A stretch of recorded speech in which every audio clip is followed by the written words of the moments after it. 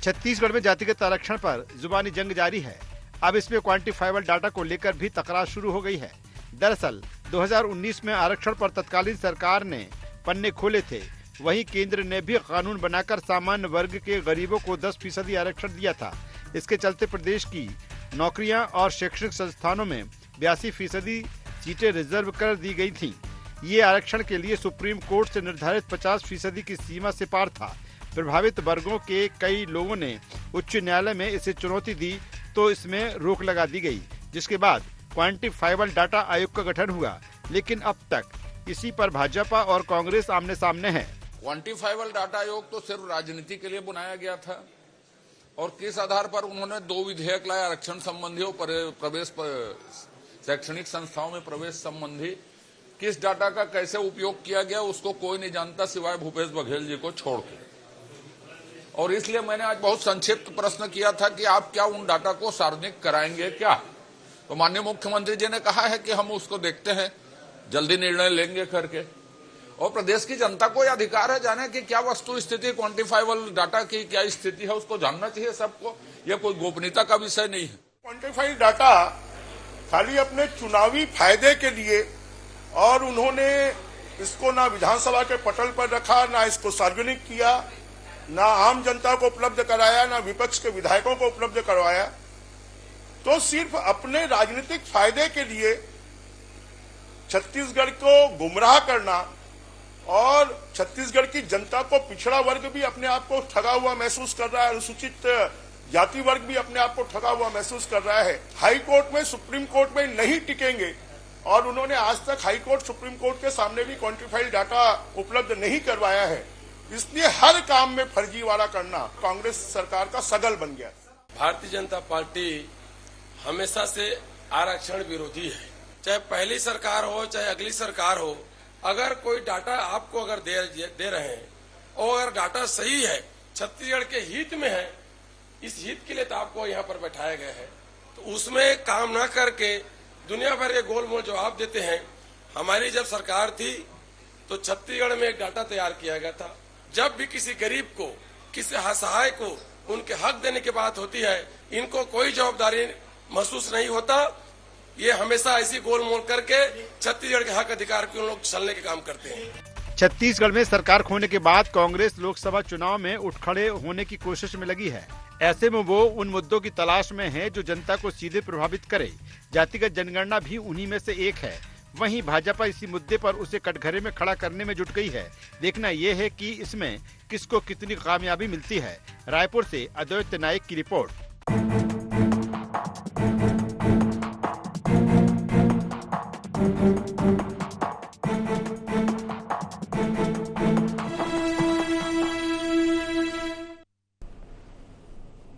नमस्कार, गुहार छत्तीसगढ़, कहां गया डाटा में आपका स्वागत है। मैं हूं राजेश सक्सेना। आज इसी मसले पर, इसी विषय पर चर्चा करेंगे, बातचीत करेंगे, डिबेट करेंगे। लेकिन पहले एक नज़र गुहार पॉइंट्स पर।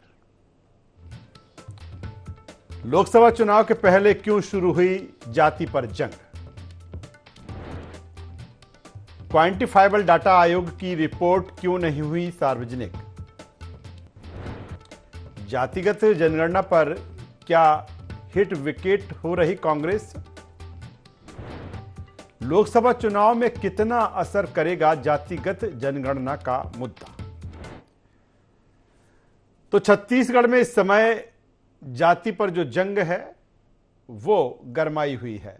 हमने देखा कि एक दिन पहले किस तरह से छत्तीसगढ़ में जातिगत जनगणना को लेकर जो बवाल मचा था, जो सियासी जंग सामने थी, और अब जिस तरह से उस क्वांटिफाइबल डाटा को लेकर भी सियासत और राजनीति गर्म है। अगर बात की जाए सत्ता पक्ष की, तो सत्ता पक्ष कांग्रेस से पूछ रहा है कि जिस तरह से आपने क्वांटिफाइबल डाटा आयोग बना था, जिस तरह से आप कह रहे थे कि इस डाटा के जरिए राज्य की जनसंख्या में जो अन्य पिछड़े वर्ग हैं, आर्थिक रूप से जो कमज़ोर वर्ग हैं, उनका सर्वेक्षण क्वांटिफाइबल डाटा के जरिए किया जाएगा और जिसकी जिस हिसाब से संख्या है उनको उस हिसाब से उसका आरक्षण या फिर सरकारी योजनाओं का लाभ। हालांकि इस पर अगर बात की जाए तो कहीं ना कहीं कोर्ट के जिस तरह से दिशा निर्देश है उसमें कि आप 50% से ज़्यादा आरक्षण नहीं रख सकते, लेकिन दूसरी तरफ आयोग बना और आयोग ने किस तरह से इस क्वांटिफाइबल डाटा इकट्ठा किया, क्या इसकी रिपोर्ट आई, और अब सत्ता पक्ष कह रहे हैं कि जिस तरह से आपको इसकी रिपोर्ट सार्वजनिक करना चाहिए था, सदन के पटल पर कहीं ना कहीं रखना चाहिए था, वो आपने नहीं किया। और ये आरोप लगा कांग्रेस पर कि कहीं ना कहीं राजनीतिक फायदे के लिए जो इस तरह की जो चीज़ें हैं वो की गई हैं और इसी पर जो राजनीति है वो गरमाई हुई है। आज इसी मसले पर चर्चा करेंगे, बातचीत करेंगे। चर्चा शुरू करें उससे पहले मेहमानों से आपका परिचय करा देते हैं। 3 मेहमान इस चर्चा में हमारे साथ में जुड़ रहे हैं। हमारे साथ में हैं मुकेश शर्मा जी, प्रदेश प्रवक्ता भाजपा छत्तीसगढ़। मुकेश जी, स्वागत है आपका। हमारे साथ में हैं सत्य प्रकाश सिंह जी, प्रदेश प्रवक्ता छत्तीसगढ़ कांग्रेस। सत्य प्रकाश जी, आपका स्वागत है। और वरिष्ठ पत्रकार पीसी रथ साहब हमारे साथ जुड़ रहे हैं। पीसी रथ साहब, आपका भी स्वागत करता हूं। मैं सीधे सत्य प्रकाश सिंह जी आपके पास में आता हूं। सीधा सा सवाल इसी बात को लेकर जिसको सत्ता पक्ष अब उठा रहा है कि आपने क्वांटिफाइबल जिस तरह से आयोग का गठन किया, जो डाटा आपने एकत्रित किया वो डाटा आपने सार्वजनिक नहीं किया। पहले मैं उद्देश्य समझना चाहूँगा कि कांग्रेस किस उद्देश्य से ये चीज़ें करने वाली थी, और फिर जब आपने आयोग बना तो डाटा आया तो सार्वजनिक नहीं हुआ, जिस तरह से सवाल भाजपा उठा रही है, क्या कहेंगे? देखिए राजेश जी, क्वांटिफाइबल डाटा आयोग बनाने की जरूरत क्यों पड़ी? सबसे पहली बात तो ये है कि हमारी सरकार जब थी, कांग्रेस सरकार थी, तो ये बनाने की जरूरत क्यों पड़ी? जी, बनाने की जरूरत इससे पड़ी कि 2011 की जनगणना के बाद जनगणना नहीं हुई भारत देश में जी। और आप 2011 जैसी स्थिति तो अभी है नहीं, वो तो स्वाभाविक सी बात है, जनसंख्या बढ़ी है। तो सरकार को अगर काम करना, अंतिम व्यक्ति तक योजनाएं पहुंचानी है, सरकारी जो लाभ पहुंचाना है, तो उसके लिए एक योजना बनानी पड़ेगी, तो ताकि हर अंतिम व्यक्ति तक वो पहुंचे, हर वर्ग के लिए पहुंचे, हर समाज के हर व्यक्ति तक पहुंचे। इसलिए हमको क्वांटिफाइड डाटा आयोग बनाना पड़ा। सरकार ने अपने तरफ से एक सर्वेक्षण कराया आर्थिक तौर पर, और जो पिछड़ा वर्ग है उनका सर्वेक्षण कराया, हेडकाउंट कराया, ताकि सरकार की योजनाएं वहां तक पहुंच सके, कितने लोग हैं पता हो सरकार को, उस हिसाब से योजना बने। ऐसा नहीं हो सकता ना कि आगे किसी समाज वर्ग में 100 लोग हैं और योजना सिर्फ 50 लोगों के लिए बन रही है। तो इसीलिए इसके जानने के लिए हमने ये बनाया था, पहली बात। दूसरी बात देखिए, फिर उस पर आरक्षण की बात थी, जो जिसको जितना मिलना चाहिए उसी हिसाब से हमने जो हेड काउंट करवाया, उस सबसे ओबीसी को हमने दिया 27%। तो ये हमारा उद्देश्य एकदम साफ था और बहुत नेक उद्देश्य था और साफ दिल का उद्देश्य था और जनता के हित के लिए उद्देश्य था। मगर जब वो राजभवन में जाता है तो जानबूझ के उसको अटका दिया जाता है। उससे पहले मैं याद दिलाना चाहूंगा, विधानसभा में सर्वसम्मति से पारित होता है। उस समय जो इनके बीजेपी विधायक थे वो भी टेबल से थपथपा के इसको सर्वसम्मति से पारित करते हैं। और उस समय कहीं क्वांटिफाइड डाटा की मांग ये नहीं मांग करते कि हमको यहाँ विधानसभा के पटल में चाहिए क्वांटिफाइड डाटा की रिपोर्ट चाहिए, कहीं मांग नहीं करते। उस समय इनको राजनीति करनी थी। जब विधानसभा से ये राजभवन जाता है तब ये सड़कों पे आ जाते हैं और बोलते हैं, राजभवन के बाहर आते कि हमको रिपोर्ट चाहिए। ये कहीं ना कहीं जानबूझ के षड्यंत्र के तहत इसको रुकवाया जाता है। उस समय की जो राज्यपाल थी वीके जी, उन्होंने तो ये तक बोला कि मेरे पास रिपोर्ट आएगी कि मैं सिग्नेचर कर दूंगी, मगर संविधान के तहत उनके पास ये हक नहीं बनता था कि वो हमसे रिपोर्ट मांगे। हमने रिपोर्ट रखी क्यों थी, उसका भी एक उद्देश्य था। देखिए, हाईकोर्ट में जो इनके रमन सिंह सरकार का 57% जो मामला था, जो अटका था और जो बाद में निरस्त हुआ था, उस पर हाईकोर्ट ने ये बताया कि आपने कोई आधार नहीं रखा। जबकि ननकी राम कंवर की अध्यक्षता में भी एक आयोग इन्होंने बनाया था और उस तत्कालीन गृह सचिव की अध्यक्षता में एक आयोग बनाया गया था, जिसकी रिपोर्ट इन्होंने हाईकोर्ट में नहीं दी थी। तो सरकार, हमारी सरकार, भूपेश बघेल जी मुख्यमंत्री थे, उनको ये समझ में आ गए थे कि अगर कहीं ना कहीं एक कोर्ट में चैलेंज होता है तो आपको एक आधार चाहिए। तो हमने एक आधार मजबूत भी बनाया और संविधान में कहीं ऐसा नहीं लिखा हो कि लेकिन सत्यप्रकाश सिंह जी, आपको नहीं लगता, जब आपकी सरकार थी, आपको नहीं लगता कि जिस उद्देश्य के साथ जिसकी बात आप कर रहे हैं, कि जिस उद्देश्य के साथ आपने क्वांटिफाइबल डाटा एकत्रित करना चाहा था, वो उद्देश्य तो पूरा ही नहीं हुआ। दूसरी तरफ वो कह रहा है कि जनता के सामने कहीं ना कहीं सार्वजनिक करना चाहिए था कि ठीक है, जिस तरह से आप कह रहे हैं कि किसकी कितनी जाति है वो भी सामने आना चाहिए थी। वही मैंने बोला, उद्देश्य तो साफ था ना। तो राजभवन में रुकवाया किसने? आरक्षण बिल जब वहां जाता है और राज्यपाल जी पहले बोलती है मेरे पास आती मैं हस्ताक्षर कर दूंगी, तो ऐसा क्या हो जाता है कि बाद में हस्ताक्षर नहीं करती है? तो बाद में तो खैर वो दूसरी राज्य की राज्यपाल बन गई, अब नए राज्यपाल है, तो मामला क्यों अटकता है? आप पहले बोलती है मेरे पास आरक्षण, आप बिल आते ही मैं हस्ताक्षर कर दूंगी, बाद में मना कर देते हैं। विधानसभा में जब ये पारित होता है तब ये मांग नहीं करते हैं, मगर बाद में मांग करते हैं। तो जानबूझकर अटकाया गया था। चलिए जवाब ले लेता हूं, मुकेश जी, मुकेश शर्मा साहब से मैं जवाब ले लेता हूं। शर्मा साहब, जिस तरह से वो कह रहे हैं कि हमने तो जिस उद्देश्य के साथ ये क्वांटिफाइबल जो डाटा है एकत्रित किया था, हमने एकत्रित किया, वो डाटा संग्रहित हो गया, लेकिन आपने ही इसे राजभवन में अटका दिया, आपने ही इसको सार्वजनिक नहीं करने दिया। राजेश जी, कौन सा क्वांटिफाइबल डाटा किसको बताया इन्होंने? क्या डाटा निकाला, कहां रखा उसका रिपोर्ट? कहीं ना कहीं झूठ, छल, भ्रम और जनता के, छत्तीसगढ़ के जनता के साथ खिलवाड़ करने का काम ये लोग कर रहे थे। लेकिन जनता ने करारा जवाब दिया है इनको। इस प्रकार के ना उद्देश्य, ना नीति, ना नियत, कुछ भी स्पष्ट नहीं, कुछ भी स्पष्ट नहीं। तो कहीं ना कहीं इन्होंने जनता के साथ, छत्तीसगढ़ के पिछड़े वर्ग के लोगों के साथ, बाकी आरक्षण जिनको मिलना चाहिए उन सब लोगों के साथ मजाक करने का काम किया है। और लोग समझ रहे थे, इनको लग रहा था कि हम इसमें खूब राजनीति कर रहे हैं, खूब लाभ ले लेंगे, लेकिन जनता समझ रही थी। छत्तीसगढ़ की जनता बहुत समझदार है, चीजों को समझती है, और वही परिणाम है कि इनको अवसर आने पे बता दिया कि आप छल नहीं कर सकते, जनता के साथ मजाक नहीं कर सकते। इन्होंने क्वांटिफाइबल डाटा आयोग तो बनाया। आपको आपके पास में मीडिया के नाते क्या वो रिपोर्ट की कॉपी आई? आपके पास में उसकी कोई जानकारी आई? राजेश जी, आपको ऐसा लगता है कि कोई रिपोर्ट आपको मिली है? जी, आई है रिपोर्ट? जी, आप ही बताएंगे सर। मीडिया को नहीं है, विधायकों को नहीं है, राज्यपाल को नहीं है, तो कहाँ है? जमीन खा गया, आसमान निकल गया, कहाँ है? तो कहीं ना कहीं इनको लाभ, जनता के हितों से कोई लेना देना नहीं है। इनको सिर्फ और सिर्फ राजनीति करना, और भी छल की राजनीति। छल की राजनीति, जनता ने जवाब दे दिया उनको। चलिए मैं आता हूं सर, मैं मुकेश शर्मा साहब दोबारा आपके पास में आऊंगा। हमारे साथ में पीसी रथ साहब जुड़े हुए हैं। पीसी रथ साहब, क्वांटिफाइबल डाटा की एक बार फिर चर्चा है और दोनों कांग्रेस और भाजपा आमने सामने हैं।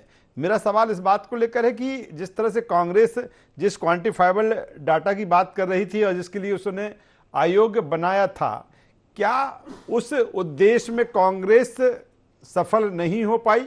और कहीं न कहीं यही कारण है कि अब उसके जरिए जो भारतीय जनता पार्टी सत्ताधारी दल है वो आड़े हाथों कांग्रेस को ले रही है। जी, निश्चित रूप से जो जनगणना होनी थी 2021 में वो नहीं हुई, और उसके कारण जो राज्य में नीतियों के क्रियान्वयन के लिए पॉपुलेशन की प्रॉपर जानकारी नहीं रही सरकार को, और इस कारण से उन्होंने ये क्वांटिफाइबल डाटा वाला आयोग बनाया। लेकिन इस आयोग की रिपोर्ट को इतना गोपनीय रखने का कारण क्या था, ये चीज जनता में किसी को समझ में नहीं आई। जैसे कि बातचीत अभी हुई कि 2019 में आयोग बना था, सितंबर 2019 में, और 2022 तक के वो आयोग कार्यशील था, और 2022 तक के 10 बार उसका कार्यकाल भी बढ़ाया गया। लेकिन उसकी रिपोर्ट जब दी गई नवंबर 2022 को, तो उसके बाद उस रिपोर्ट को इतना गोपनीय क्यों मान लिया गया कि उसको किसी को भी जानकारी में नहीं दिया गया। और दूसरी बात, सेवानिवृत्त जिला एवं सेशन जज अगर उसके अध्यक्ष थे आयोग के, तो उस तरह से वो तो एक सार्वजनिक डाटा होना चाहिए था, उसको छुपाने का या उसको गोपनीय रखने का कोई आधार नहीं था। और पता नहीं सरकार ने क्यों उसको गोपनीय रखा। इसी के कारण शक शुबह की स्थितियां निर्मित हुई, और इसी कारण उसको किसी न किसी तरह से आगे राजभवन से रोके जाने का एक बहाना मिल गया कि भाई हमने उसका डाटा ही नहीं मालूम, तो हम किस आधार पर उस विधेयक को स्वीकृति देंगे। क्योंकि ये निश्चित रूप से जो उपचुनाव होते हैं, विधानसभा चुनाव होते हैं, उसमें कहीं ना कहीं दलों को आरक्षण की स्थितियों को परिवर्तित करने से फायदा होता है। तो राजनीतिक फायदे के लिए इस तरह से इनका इस्तेमाल करने की कोशिश सभी राजनीतिक दल करते हैं। कांग्रेस का ही सवाल नहीं, भाजपा भी उस तरह से उसका उपयोग करती है अपने अपने सरकार के समय में, लेकिन असल में बात यही थी कि जब सर्वसहमति से ये विधेयक विधानसभा से पास हुआ था तो उसका क्वांटिफाइबल डाटा जो आयोग है उसका डाटा सामने रखा जाना चाहिए था, तो उससे कम से कम एक भ्रम की स्थिति नहीं होती। और जो उद्देश्य था सरकार का कि वो ओबीसी को 27% आरक्षण का विधेयक लेकर आई थी, तो उस विधेयक का कम से कम जनता को लाभ मिलता, उसमें बच्चों को प्रवेश में आरक्षण का फायदा मिलता। तो ये बहुत सारी चीजें थी जो उसके अंतर्गत थी, और वो फायदा अंततः इस राजनीतिक रस्साकसी के चलते जनता को नहीं मिल पाया, इसके लिए वो विधेयक बनाया गया था। तो इसलिए अब ये राजनीतिक इस्तेमाल कहीं ना कहीं तो हुआ है, और दोनों दलों ने अपनी अपनी इसमें रोटियां सेकी है, ये तो जनता को समझ में आ रहा है। चलिए, बेहतर बात रथ साहब कर रहे हैं। एक बार फिर मैं सत्यप्रकाश सिंह जी के पास में आता हूँ। सत्यप्रकाश सिंह जी, जिस तरह से पीसी रथ साहब भी कह रहे थे कि 10 बार इसका कार्यकाल बढ़ा, तकरीबन 1 करोड़ से ज़्यादा का रुपए इस आयोग में खर्च हुआ, उद्देश्य जिस उद्देश्य की पूर्ति के लिए सारी चीज़ें की रही थी वो भी उद्देश्य पूरा नहीं हुआ। मेरा सवाल इस बात को लेकर है, ठीक है आपने डाटा एकत्रित कर लिया, आपने कहा राजभवन पहुंचाया, वहां से उसको अनुमति नहीं मिली, लेकिन चूंकि कोई ऐसी चीज़ इसमें गोपनीय वाली चीज़ नहीं थी, जाति को लेकर था कि किसकी कितनी संख्या वहां पर है, चाहती आपकी सरकार उस समय चाहती तो इसको सार्वजनिक कर सकती थी। देखिए राजेश जी, जैसे मैंने आपको बताया था कि ननकीराम कंवर जी की अध्यक्षता में भी एक आयोग बनी थी, रमन सिंह जब मुख्यमंत्री थे इसी आरक्षण के लिए, और तत्कालीन गृह सचिव की अध्यक्षता में भी एक आयोग बना था रमन सिंह के मुख्यमंत्री रहते हुए। और ननकीराम कंवर जी का बयान आता है कि हाईकोर्ट में क्यों नहीं उस आयोग की रिपोर्ट दी जाती है, मेरे को नहीं मालूम, जानकारी रमन सिंह जी ज्यादा बेहतर दे पाएंगे। तो वही मैं बोलना चाह रहा हूं, हमारे जब मुख्यमंत्री भूपेश बघेल जी थे, आपको भी याद होगा, उन्होंने पब्लिकली ये बयान दिया था कि अगर कहीं पे चाहे वो कोर्ट में भी चैलेंज होगा तो हम प्रस्तुत करेंगे। हमने इनकी तरह छुपाया तो नहीं, इन्हें तो कोर्ट में प्रस्तुत नहीं किया। हाईकोर्ट से जब वो 57% वाला जो आरक्षण था, वो विधेयक जो गिरता है, हाईकोर्ट जब निरस्त हो जाता है, तो हाईकोर्ट ने ये बोला था कि आपने आधार नहीं दिया, आधार यानी कि आपने ननकीराम कंवर की रिपोर्ट नहीं दी, या उस समय गृह सचिव की रिपोर्ट नहीं दी। तो हमने हमारे मुख्यमंत्री भूपेश बघेल जी थे, उन्होंने तो बोला था कि अगर हाईकोर्ट में चैलेंज होता है या कहीं चैलेंज होता है या कोई सूचना अधिकार के तहत भी डालता है तो हम दे देंगे, मतलब हमने कहीं मना नहीं किया था। मगर जब तक आप आरक्षण पास ही नहीं कर रहे हैं, आपके पास बिल पड़ा हुआ है, आप उसके दस्तखत नहीं कर रहे हैं, तो क्वांटिफाइड डाटा आयोग की कोई मांग कैसे कर सकता है जब तक आपके पास आपने आरक्षण साइन ही नहीं किया, हस्ताक्षर नहीं किया। हमने कहीं मना किसी को नहीं किया था।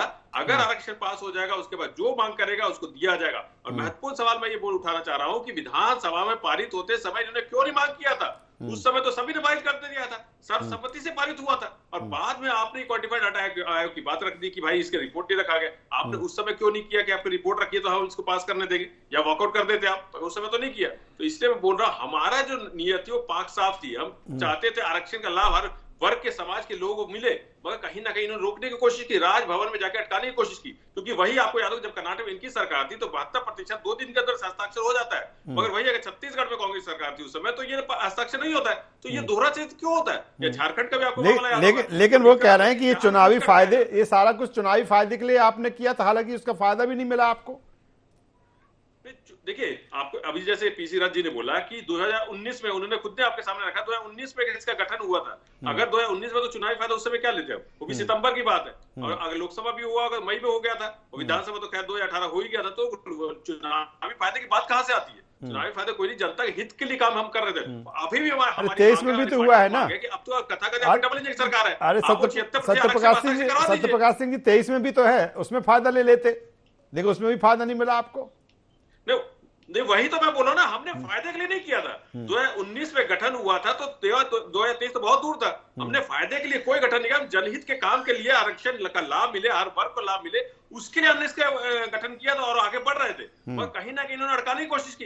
और अभी भी मैं अपनी पार्टी से मांग कर रहा हूँ, आप तो आपकी कथाकथित डबल जी की सरकार है, राजभवन में वो मैटर पर रखा हुआ है आरक्षण बिल, आप हस्ताक्षर करा दीजिए। और आपको भी याद होगा, पीसी रथ जी यहाँ बैठे हुए, जब गृह सचिव जी का तबादला होता है, जो उनकी अध्यक्षता में जो कमेटी बनी थी, उसकी रिपोर्ट वो राजभवन में रहती है, और हमारी सरकार बनी थी तो रिपोर्ट मांगी जाती थी, वो नहीं दी गई थी। तो ये इनका दोहरा चरित्र उस समय भी दिख रहा था। और अब तो मैं तो बोल रहा हूँ, दोहरा चरित्र हटा दिए, अब तो आपके पास सरकार है, केंद्र में भी और यहाँ पे भी। तो आप हस्ताक्षर करा दीजिए ना, 75% हस्ताक्षर करा दीजिए, छोड़ दिए, हम क्रेडिट नहीं लेंगे, आप ही के सरकार को क्रेडिट मिलेगा। कम से कम जनता का लाभ तो होगा, जनता को फायदा तो मिलेगा, हर वर्ग के फायदा तो होगा, हम नहीं लेंगे। मगर अब इनको बड़ा दिल दिखाना चाहिए, अब हस्ताक्षर करा दीजिए उस पर। चलिए, मुकेश शर्मा साहब वो कह रहे हैं कि अब आपको बड़ा दिल दिखाना चाहिए, दिखाएंगे? राजेश जी, दोहरा चरित्र, तिहरा चरित्र, अरे चरित्र हो तो बात करें। कांग्रेस पार्टी की कोई चरित्र नहीं है। खाली दिल्ली में आला कमान के शरणागत होने से छत्तीसगढ़ के धन को लूट के दिल्ली में पहुंचाना एकमात्र उद्देश्य था। और मैं बताऊं आपको, भारतीय जनता पार्टी की सरकार जब तक रही पिछले 15 साल में भी, तो चाहे वो आदिवासी जनजाति वर्ग के हो या जनजाति वर्ग के लोगों को हो, अनुसूचित जाति वर्ग के लोगों को हो या ओबीसी वर्ग के, सबको आरक्षण का लाभ मिलते रहा है। कहीं पे कोई दिक्कत आया नहीं है। कांग्रेस की सरकार आई तो ये पता नहीं उसके अंदर में क्या निकालना चाह रहे थे, क्या भ्रम फैलाना चाह रहे थे, क्या सिगुफा छोड़ना चाह रहे थे लोगों में, और क्या उसका राजनीतिक लाभ लेना चाह रहे थे। इनको तो लाभ नहीं मिला, लेकिन निश्चित रूप से छत्तीसगढ़ की जनता को, जिनको आरक्षण का लाभ मिलना चाहिए था, वो वंचित रहे। और 2023 में विधानसभा में इनको परिणाम देखने को मिला। और मैं तो कहता हूं 2024 का भी चुनाव सामने है।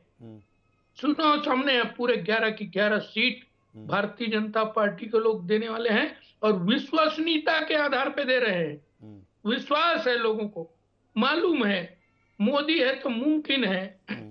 मोदी की गारंटी पे लोगों को विश्वास है, पहले भी रहा है। छत्तीसगढ़ के अंदर में हम लोकसभा की हमेशा 9 सीट 10 सीट जीतते और इस बार भी जीतने वाले हैं।